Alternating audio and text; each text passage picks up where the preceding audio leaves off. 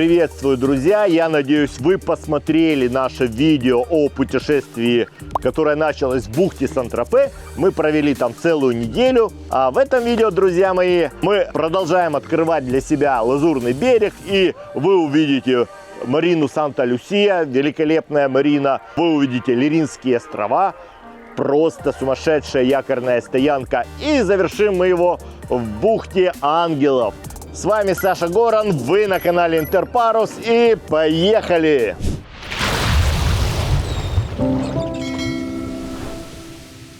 Если вы смотрите этот канал, то вы мечтаете о путешествиях на яхте, о круизах на яхте. Большинство тех, кто не связан с яхтами в целом, мечтают о каких-то кругосветных путешествиях, о каких-то дальних путешествиях. Хочу вам сказать, что по своему опыту, по опыту своих клиентов, самое интересное находится рядом. Для того, чтобы сделать большое красивое путешествие, не обязательно отправляться в какие-то дальние края, а в принципе взять какой-то регион и его тщательно исследовать. И на это можно потратить месяцы и получить огромное удовольствие. Большая ошибка, когда люди, купив яхту, начинают на ней резко передвигаться из одного региона в другой регион и пропускают интересные вещи, которые рядом. Я очень хотел исправить свою ошибку, поэтому я сосредоточился сейчас на регионе Лазурного берега Франции, потому что здесь наша лодка стоит, и это один из самых оживленных яхтенных регионов. Я вам хочу сказать, что я получил огромное удовольствие. Я старался не спешить, но какая-то спешная неспешка получилась, то есть еще нужно сбавлять темп, чтобы насладиться регионом, таким даже маленьким, в пределах, скажем, 50 миль. Мне очень понравилось, и хочется еще раз пройтись по некоторым местам, еще более укромные уголки, укромные бухточки исследовать. Выбрав регион, очень тщательно его исследуйте, получаете удовольствие от каждой бухты, от каждой марины. Вы познаете яхтенную нирвану, то есть это будет та яхтенная религия, ради которой стоит жить. Наше путешествие мы вам начали показывать с региона Сан-Тропе, с бухты Сан-Тропе, залива Сан-Тропе. Мы стояли в марине Кугуля. Об этой части путешествия уже вышло видео, и смотрите его по ссылке, которая появится в правом углу. Действительно классный регион. Эту бухту я даже до конца не обследовал, то есть я очень рекомендую вам заложить просто на этот залив буквально пару недель, и вы получите истинное удовольствие. Сам Сан-Тропе — это такая деревня с раздутым именем, но вокруг сосредоточена действительно интересная жизнь, интересные природные условия, пляжи, и сама бухта очень красивая. Поэтому я вам рекомендую, друзья мои. Для меня именно бухта Сан-Тропе была той лимитной точкой, от которой я хотел двигаться дальше. Поэтому бухта Сан-Тропе — прекрасное место, но мы его покидаем и отправляемся дальше на восток по Лазурному берегу. И следующая наша остановка — это марина Санта-Люсия. Марина Санта-Люсия, 30 сейлинг катамаран Гарна, over.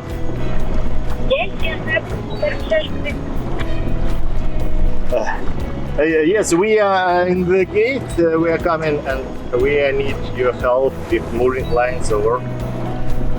Yes, you can go in front of the south backing gate. Окей, мерси. Это очень редко бывает, но мы запросили сейчас помощь с муринг-лайнами.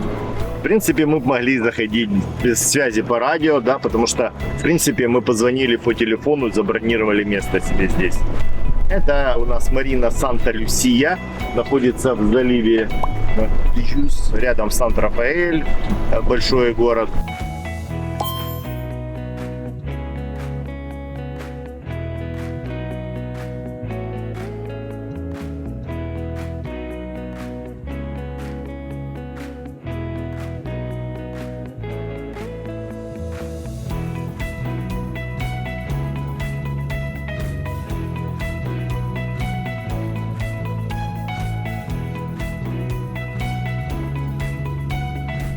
Что ж, друзья, продолжается наше путешествие по прекрасной лазурке. Мы стоим сейчас в порту Санта-Люсия, огромный порт. Сейчас пойдем и узнаем, сколько стоит стоянка в этом прекрасном порту. Камон. Так. Вечерело.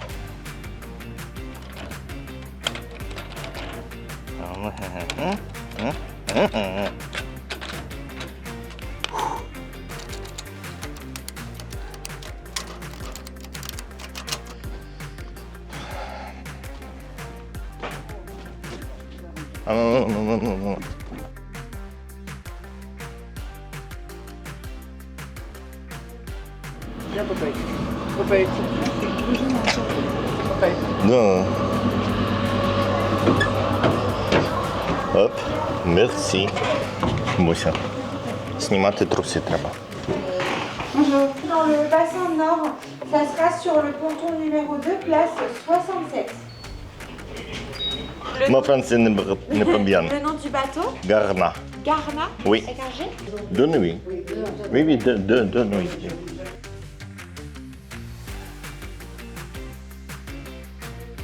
Ну что ж, ребята, стоянка за ночь здесь нам обошлась в 109 евро. Нам подарили бутылочку для воды. Здесь у нас в каждой марине нам что-то дарят. За моей спиной, смотрите, Фонтеновская Галатея. Лодка, которая по размерам, по длине такая же, как Алегрия 67. Но посмотрите, насколько она меньше. Ну, такая изящная, спортивная лодочка. Я как-то в предыдущей своей жизни пропустил эту марину, а очень зря. Не проходите мимо, если вы будете проходить. Здесь можно провести 2-3 дня в самой марине и, опять же, в этом заливе. Вот возле этого острова вот есть якорные стоянки, можете постоять на якоре. Собственно говоря, отличная марина, отлично оснащенная. Если вам надо что-то подкупить, либо сделать какой-то ремонт и совместить это с приятным вечером в ресторане, я вам очень рекомендую. У меня за спиной капитанерия и вот такой перешеек. И этот перешеек делит марину пополам. На северную и южную часть. Мы стоим в южной части, там лодки чуть покрупнее стоят, да, а здесь вот такая, ну, не мелочь, но не более маленькие яхты. Вот. И вдоль вот берега она растягивается, то есть вот прям такой целый город получается. Стоянка очень доступная, с таким сервисом. Маринеры работают на мурингах очень хорошо, то есть подают, помогают, заталкивают, если нужно. Капитанерия, очень ребята френдли, очень приятные все. Одна проблема, что санузлов мало, да, потому что очень большая марина, растянутая особенно, и приходится в санузлы, ну, немножко так намотать круги. Но санузлы чистые, гигиена на высшем уровне, убирается каждый день. Здесь есть лондри, да, постирочное самообслуживание.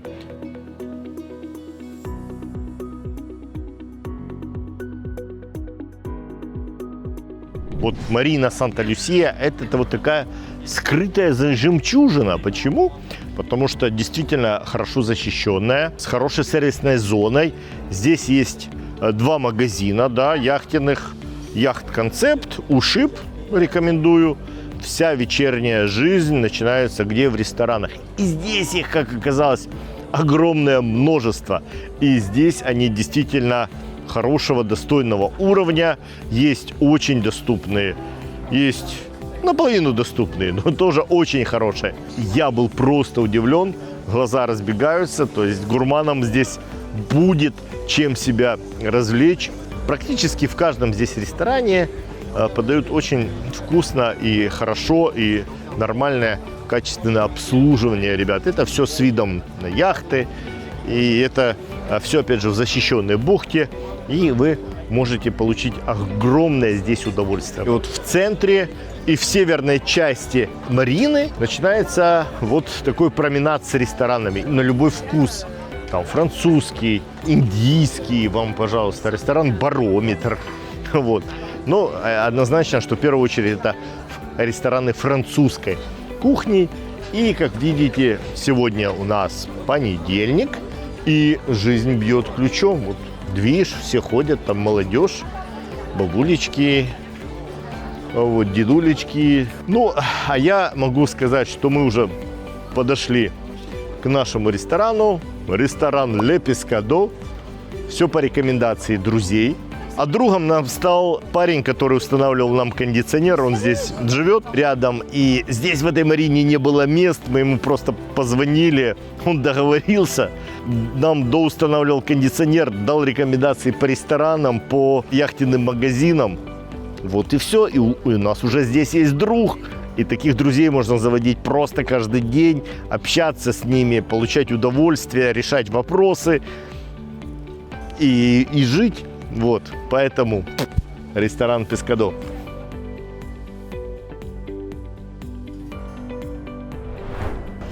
Что ж, друзья, мы вот около 8 утра выходим из марины Санта-Люсия. И сейчас все-таки мы хотим попасть на Лиринские острова, провести там ночь. Море очень спокойное. Завтрак у нас будет прямо на ходу. Я купил свежих багетов. Пока экипаж дрых, капитан занимался снабжением. И все, даем 2500 оборотов и выходим на курс на Лиринские острова, которые вот напротив Кан находятся. Лиринские острова – это просто жемчужина Кот-д'Азур для яхтсменов. Они лежат всего в 1,5 милях от Кан и состоят из двух таких легкообитаемых островов – Сан-Маргарит и Сан-Онора. Ну и плюс еще несколько скал. И здесь находится самая красивейшая якорная стоянка. Здесь находится самая лазурная вода, в честь которой и назван Лазурный берег Франции. Здесь постоять на якоре сплошное удовольствие. Это просто incredible. Здесь идет вот такая якорная жизнь. Здесь вы можете заказать пиццу на катамаране, который здесь стоит постоянно на якоре. Есть лодка, где бургеры готовят, и огромное количество лодок, которые развозят мороженое, воду, делают коктейли, апероль шприц, мохито. То есть здесь вот такая активненькая жизнь. И в то же время вы имеете какое-то уединение, потому что вы на своей лодке. Либо вы можете арендовать яхту в Канах, либо в ближайшем месте и тоже прийти сюда постоять на якоре. Она достаточно защищенная, она с 3 сторон защищенная. Тут стоят просто сотни яхт, катамаранов, от маленьких лодок до серьезных моторных суперяхт. Вот. И вода, как я сказал, просто прозрачная, она бирюзовая и очень комфортные глубины для якорения. Кроме того, я вам рекомендую высадиться на берег, и вы тоже можете получить удовольствие. На одном острове находится монастырь, тут служат службы, вы можете предаться духовному развитию. Кроме этого, в монастырском магазине можете приобрести бутылочку вина, мед монастырский.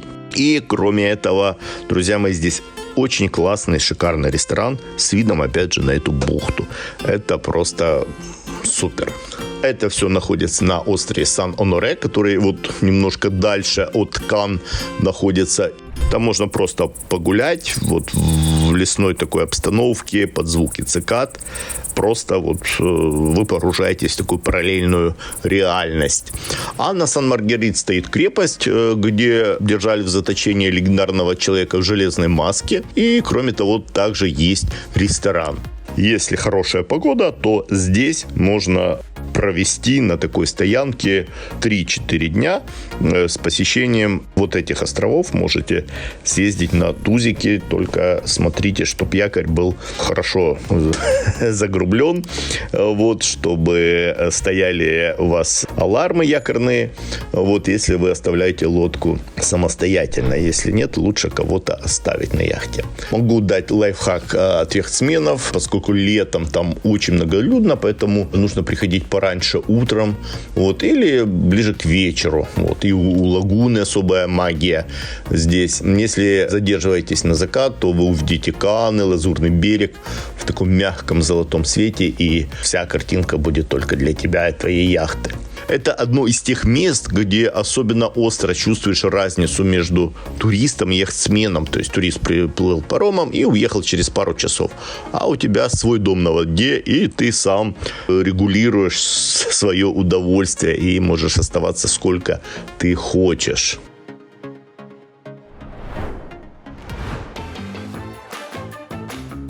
Конечно, Леринские острова – это рай для снорклинга. То есть здесь можно получить огромное удовольствие, поныряв с маской.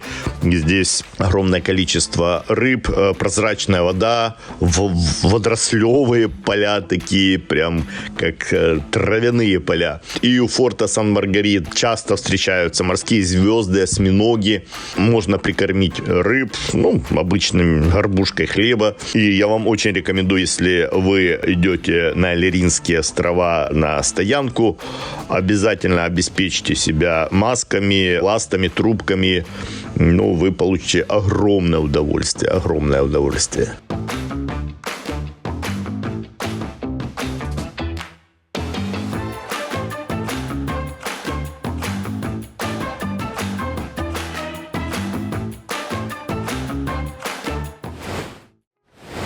Порт Пьер-Канте, ребята, Каны. Вот такая вот, ребят, подготовка к съемке. Саша утопил некрасивый пакет.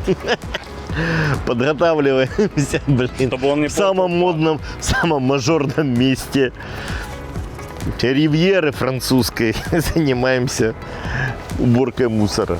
А что делать? Друзья мои, порт Пьер-Канте в Канах. Наверное, самое модное, самое востребованное, самое дорогое место, самая дорогая марина. В течение месяца мы хотели сюда зайти и запрашивали место много-много раз, и не получилось. Для меня этот порт интересен, потому что я здесь работаю на Каннском фестивале, только на Каннском яхтенном фестивале, друзья мои.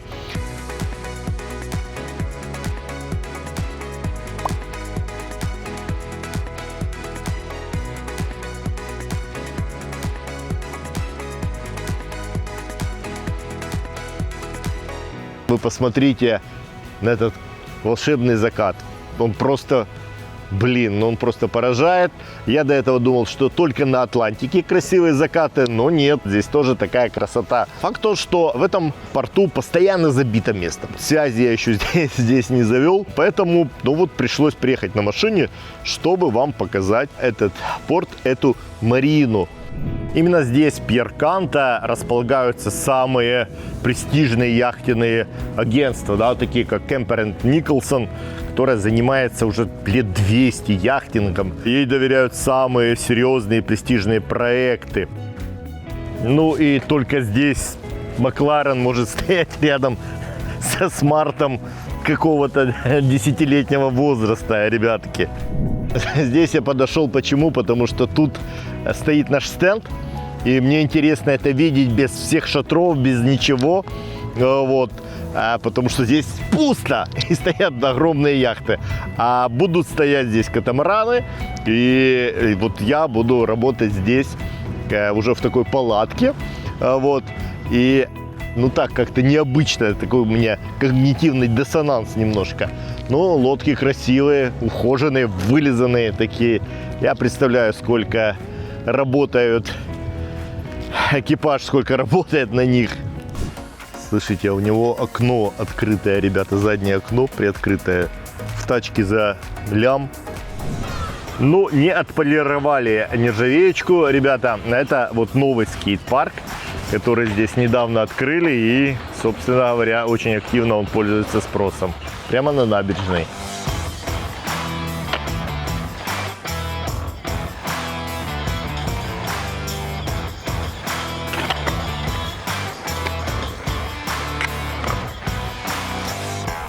Улица красных фонарей. На самом деле она меняет цвет иногда. Что мне здесь интересно? 15 лет я приезжаю, даже 17 уже, работать сюда на эту выставку. И эти стульчики, ребятки, они здесь стоят.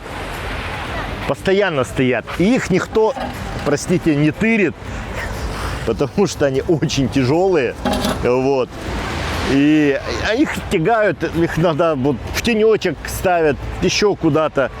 Я сам пользовался этими стульчиками. Огромное удовольствие посмотреть на закат, послушать море. Когда здесь будет проходить яхтенный фестиваль, здесь вот все будет в яхтах, все полностью. То есть они будут стоять здесь.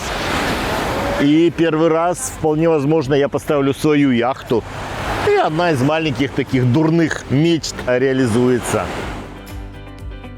В количественном выражении 80% здесь отдыхают обычных людей, французских, немецких людей, итальянских людей.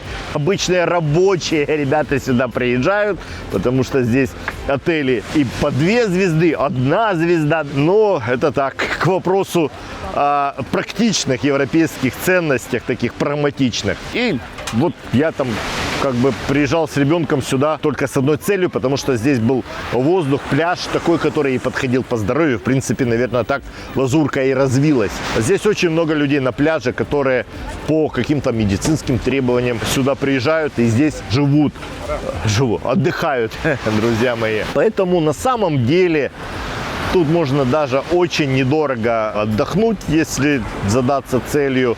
Здесь можно отлично проехаться на поезде, на катере, ну и на яхте, само собой. Ребята, а теперь стоп. Отель Мартинес. Значит, я был на автосалоне в Женеве, Франкфурте. И дурне це діло, ребята. Это херня, ты не посмотришь там ничего. Если ты хочешь посмотреть хорошие тачки, отель Мартинес, отель Карлтон, риэлти-шоу, все, подходишь, мацаешь, фотографируешь, ты все видишь. Вот.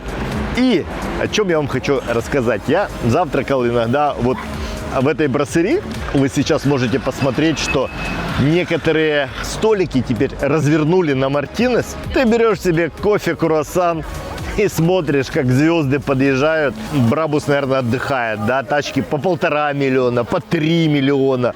Такие штучные вообще. И они здесь вот устраивают этот движ. То есть вы уже можете пойти посмотреть, что у нас тут. Ну, это вообще приехал на X7, это вообще какая-то уборщица приехала, ребята. Феррари, да. Там Carrera 4S стоит. Здесь у нас Lambo, Range Rover. Опять же, Феррари. Ну, сегодня не рыбный день. И все это можно наблюдать, вот, собственно говоря, из закусочной 72 Croisette.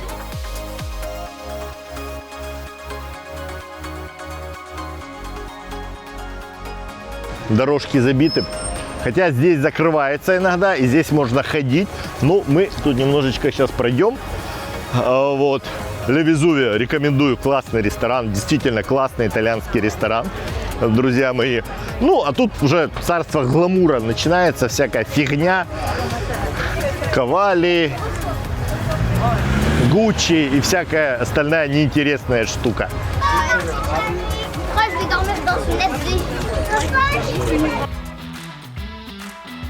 У меня справа Бугатти, слева 6-колесный Мерседес. Вот, все это возле Карлтона стоит. 3 ляма, лям. Вот так вот, на стояночке. Что я вам и говорил.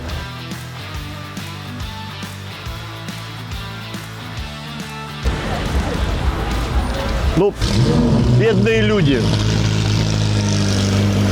У человека на глушитель не хватает на Феррари, ребята.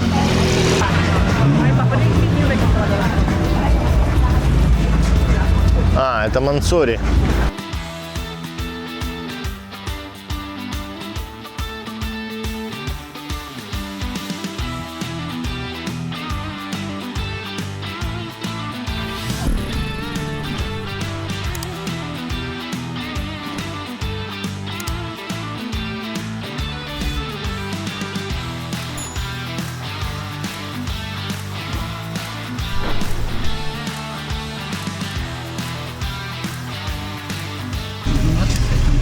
Саш, ну просто одним словом, идейно или безыдейно это?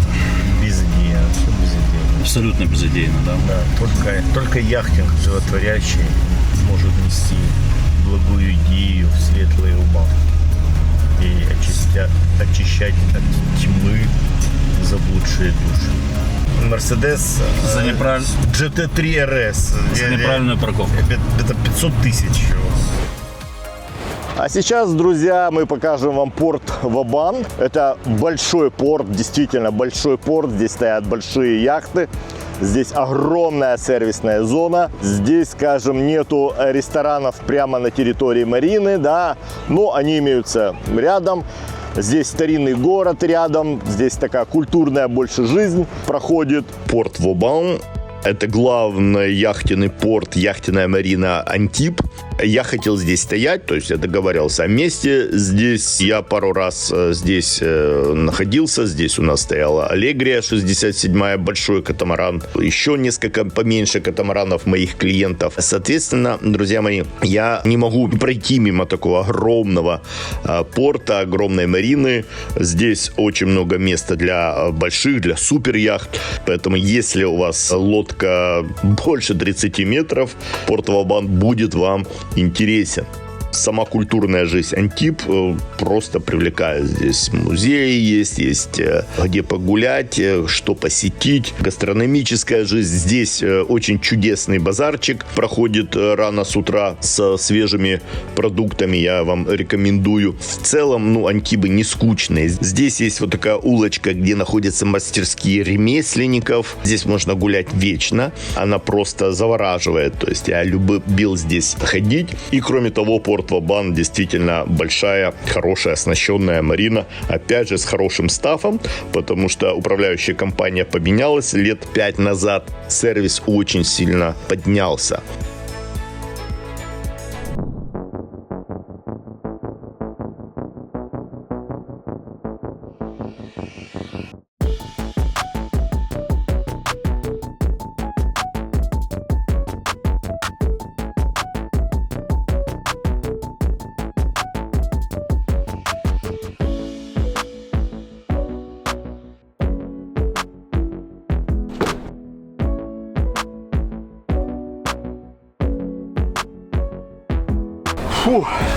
С удачной швартовкой. Я, конечно, заказываю мойку и у сторонних компаний, то есть приходят ребята, и внешняя мойка обходится порядка 150-170 евро здесь на Лазурке. Но, опять же, есть определенное удовольствие помыть яхту самому, вот вымыть свою девочку. Это важно и это приятно, друзья мои, вот как бы так. Одна из самых красивейших марин Лазурного берега – это бухта Ангелов, Бей де Занж, друзья мои. И это наш хоум-порт, то есть здесь базируется наша яхта, несколько яхт наших клиентов. Здесь мы планируем открыть офис. Мне эта марина очень зашла. Она не является очень большой, она, скажем, такая более домашняя. Здесь большое количество ресторанчиков, магазинчиков. То есть здесь своя такая жизнь. Очень красивая защищенная бухта. Рядом у нас 2 пляжа. Как-то я вот случайно сюда попал, и мне здесь очень все зашло. Летом здесь каждую субботу проводятся такие ярмарки, выставки. Здесь будет стоять наша лодка, доступна к просмотру, либо к выходу в море. Я вас приглашаю и буду рад вас видеть уже на нашем катамаране. Марина Бей де Занж – это одно из самых узнаваемых мест французской ривьеры. Ее видно издалека благодаря вот этим резиденциям в виде пирамид, в виде парусов даже, можно сказать, которые окружают порт. Они сделают такой ориентир, который сложно пропустить. И в то же время они выполняют очень важную функцию. Они защищают бухту от ветра. То есть благодаря вот таким искусственным стенам эта марина достаточно безопасная. Она находится в городке Вильнёв-Лубе. Вы сюда можете добраться и электричкой, и автобусом, и, собственно, на машине. Марина среднего размера, порядка 500 с лишним мест. Есть у нее места и для лодок до 40 метров. Удобно заходить. Единственное, капитанерия всегда просит сообщать по радио, что вы заходите, с целью организации движения, потому что большие лодки стоят на выходе, и что вы не создавали им помеху. В самой Марине хороший сервис, небольшой шипьярд есть. Ну, катамаран, конечно, туда не войдет, придется ходить в порт Вобан. Но так, вода, электричество, заправка топливом, все есть. Хорошая охрана, здесь и портовые полицейские ходят, и жандармерия делают патрулирование. Вот такая у нас домашняя марина, ребята, и тут вообще все абсолютно рядом. Давайте немножко пройдемся, да, вот эти знаменитые домики паруса. Здесь можно снимать, кстати, апартаменты во время отдыха. У нас здесь свое такое комьюнити, очень интересное. И жизнь начинается, ребята, с табачного киоска, то есть табак и пресса. И здесь он открывается в 6 утра. В 6:30 уже сидят посетители. Вот кто-то покупает свежие газеты, кто-то свежее пиво, кто-то кофе. Да, я здесь заказываю кофе, мне приносят прямо на борт. Потом, друзья, идет вот такой ресторан Санта-Люсия. Не путаем с Мариной Санта-Люсия.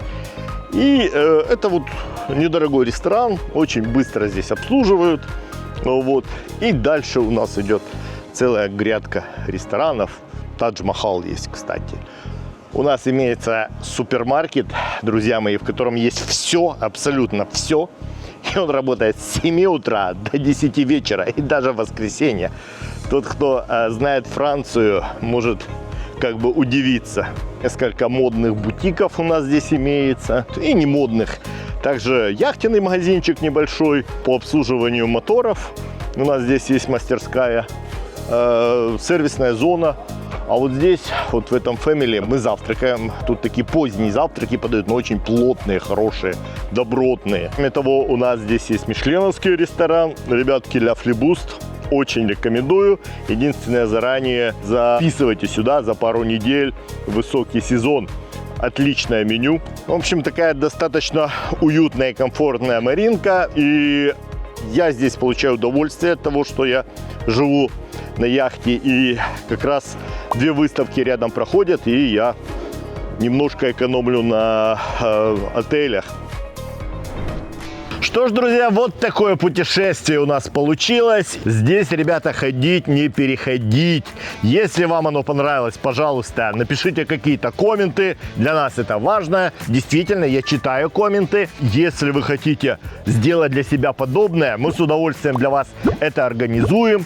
А если вам понравилась такая яхта, и вы хотите купить и обучиться ей управлять, обращайтесь, не стесняйтесь. Я, Саша Горан, и моя команда с удовольствием вам поможет. А так, со всеми прощаюсь и до встречи в морях.